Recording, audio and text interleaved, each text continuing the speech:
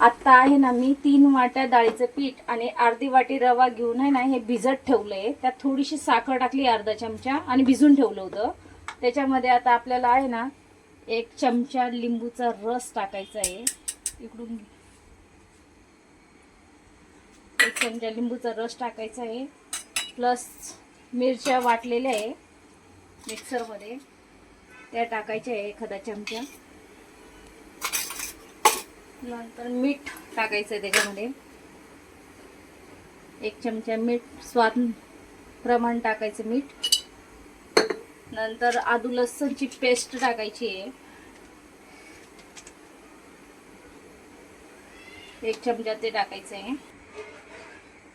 मेथी आणि कोथिंबीर आहे ना धुवून घेतलेली आहे, ती आपण टाकलेली आहे याच्यामध्ये. 1 वाटी मेथी घेतलेली आहे आणि अर्धी वाटी कोथिंबीर घेतलेली आहे. ती बारीक चिरून निसून आणि चिरून आणि धुवून टाकलेली आहे. आणि आता ती आहे ना मिक्स करायची पूर्ण. हे सगळं मटेरियल आपल्याला मिक्स करून घ्यायचं आहे. याला मेथीचे गोटे म्हणतात गुजरातमध्ये.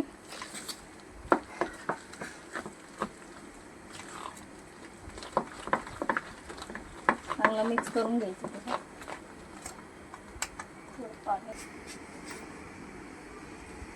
थोडंसं जास्त घट्ट झाले, सैल करायचे आपल्याला, थोडंसं सेम भज्यासारखं करायचं आहे.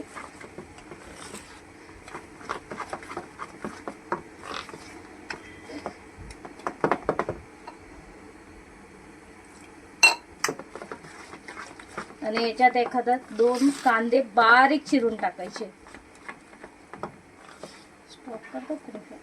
हे 2 कांदे बारीक चिरून मी याच्यात टाकते आहे. हे पण छान मिक्स करून घ्यायचे.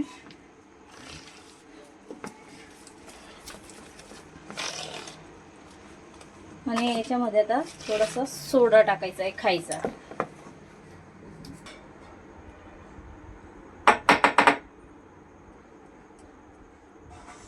असं थोडासा सोडा टाकायचा आपल्याला. असा ओवा टाकायचा. आता हे आपलं पूर्ण मेथी गोट्याचं बॅटर तयार होऊन गेलं आहे. आणि आता आपण तेल गरम करायला ठेवलंच एका साईडला. त्याच्यात आता सेम भजी प्रोसेसमध्ये हे करायचं.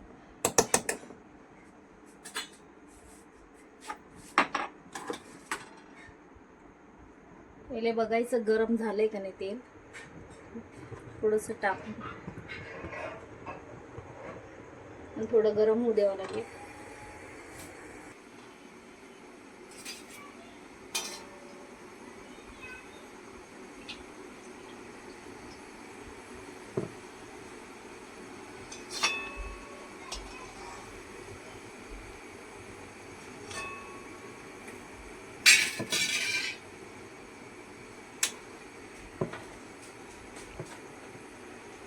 आता आपण जसे भजे काढतो ना त्याचप्रमाणे एक एक भजा व्यवस्थित तेलामध्ये टाकायचा आहे. त्याला आता बिलकुल हलवायचं नाहीये. ते जसे वर येतील ना त्याच्यानंतर त्याला हलवायचे. आपाप वर येतील ते फुगून.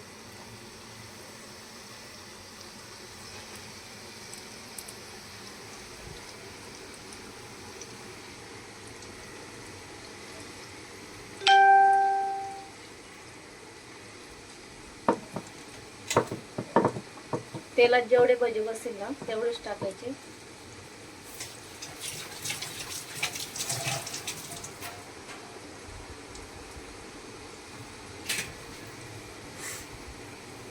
ते जसे जसे होतील ना हळूहळू वर येत आहे बघा.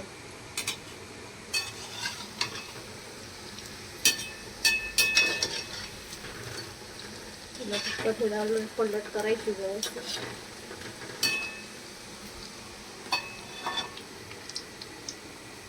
त्याला थोडा पिंक कलर येईल इथपर्यंत तळायचं त्याला नॉर्मली.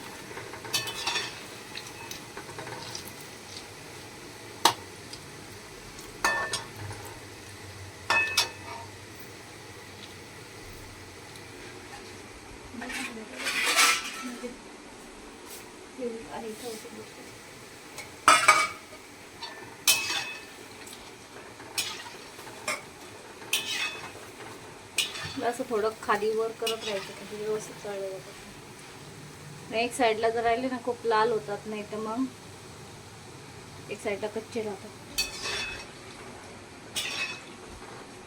थोडं खाली वर करत राहायचं ऊस करत.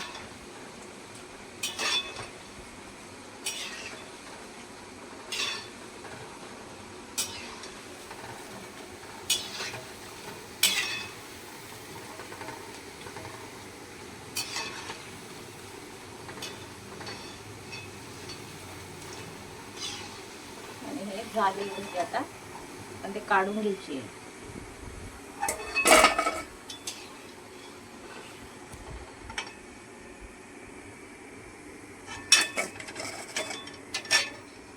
हे बघा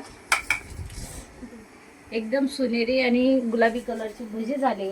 याच्याबरोबर तुम्ही टमॅटो सॉस किंवा मिरच्या तळून खाऊ शकता. बघा आता आपण गुजरातचा हा मेथी गोठा बनवलाय आणि कसं झालाय हे बघूया आता. खूप छान झालंय आणि त्याच्यावर एक मिरची, वाव खूप छान झाले. तुम्हाला माहिती आहे महाराष्ट्रात मिरची खाल्ल्याशिवाय तर मजा येतच नाही खायला. आता हा तुम्ही घरी बनवा आणि कसा झाला हे मला सांगा.